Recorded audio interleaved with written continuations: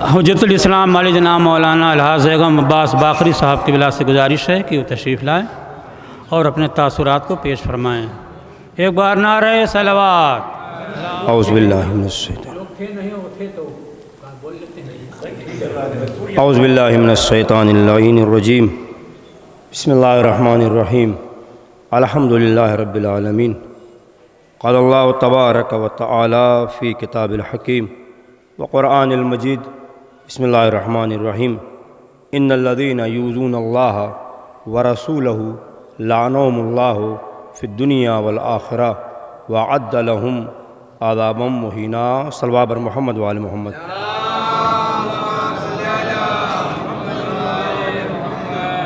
بہت ساری گفتگو علماء کرام کے ذریعے سے آپ کے سماعت تک پہنچ چکی ہے۔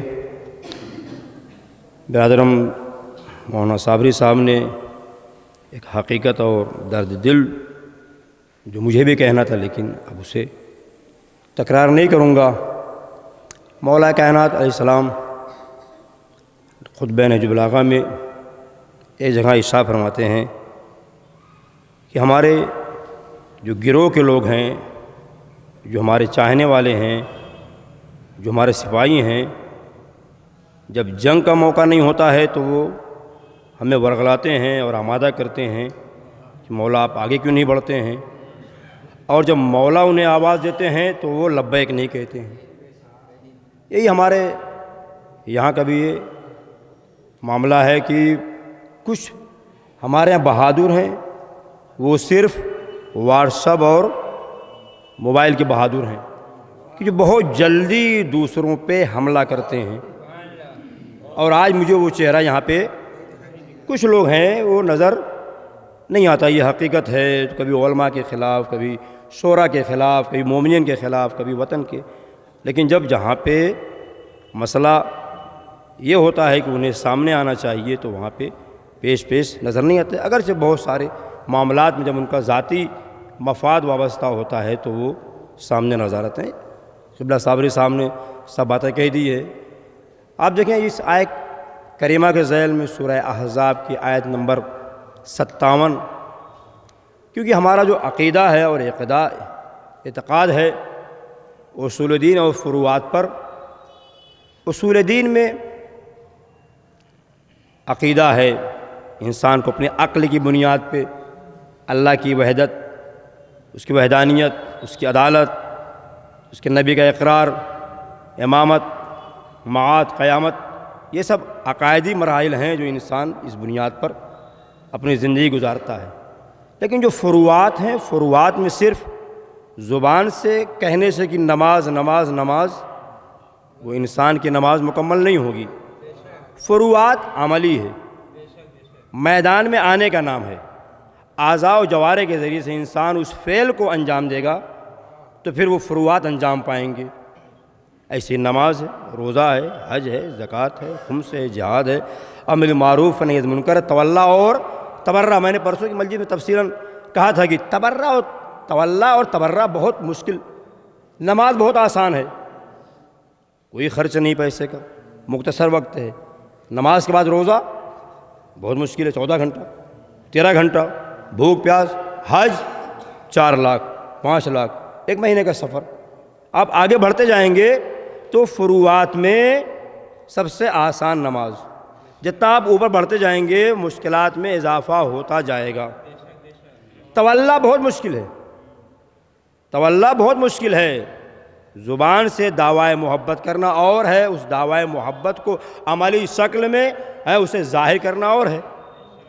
تو تولا بات کیا ہے؟ تبرہ۔ آپ دیکھیں تبرہ آخری سٹیج ہے، آخری منزل ہے۔ تبرہ میں جو انسان اپنا عزیز دوست ہی کیوں نہ ہو، اگر وہ برا ہے تو اسے برا کہا جائے، کتنا مشکل ہے، بہت مشکل ہے۔ ہمارا رشتہ دار ہے، بھائی ہے، برا ہے تو کیسے برا کہیں، یہ تبرہ ہے۔ قرآن کی جو میں نے آیت پڑھی ہے، 2 آیتیں ہیں، ان اللہ و ملائکتہ یصلون علی النبی، یہ آیت نمبر سورہ احزاب کی 56 22واں پارہ۔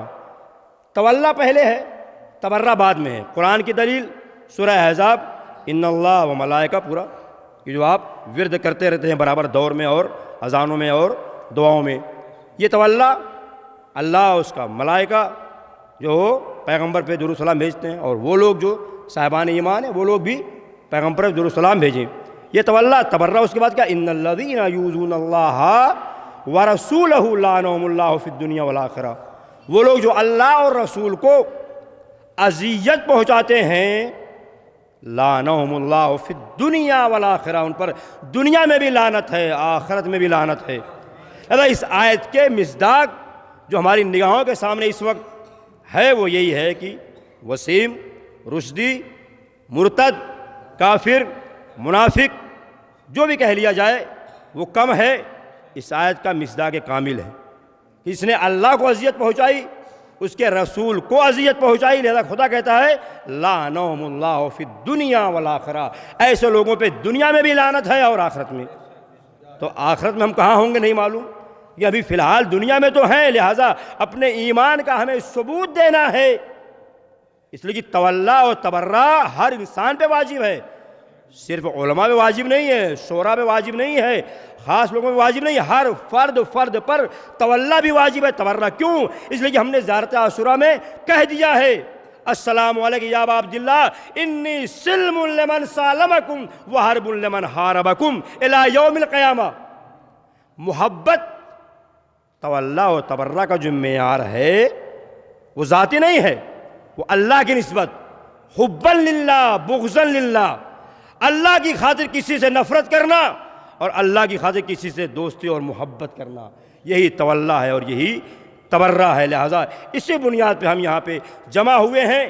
یہ اور بات ہے کہ بہرحال جو بھی مومنین یہاں پہ آئے انہوں نے اپنے ایمان کا ثبوت دینے کے لیے، بیداری کا ثبوت دینے کے لیے یہاں پہ شریک ہوئے ہیں، لہٰذا اللہ کی نگاہوں کے سامنے وہ ہیں، ان کا عمل ہے، امام زمانہ کی نگاہیں ہمارے اوپر ہیں، لیکن کاش کہ وہ افراد بھی یہاں پہ ہوتے جو بہت جلدی علماء پہ بولنے لگتے ہیں۔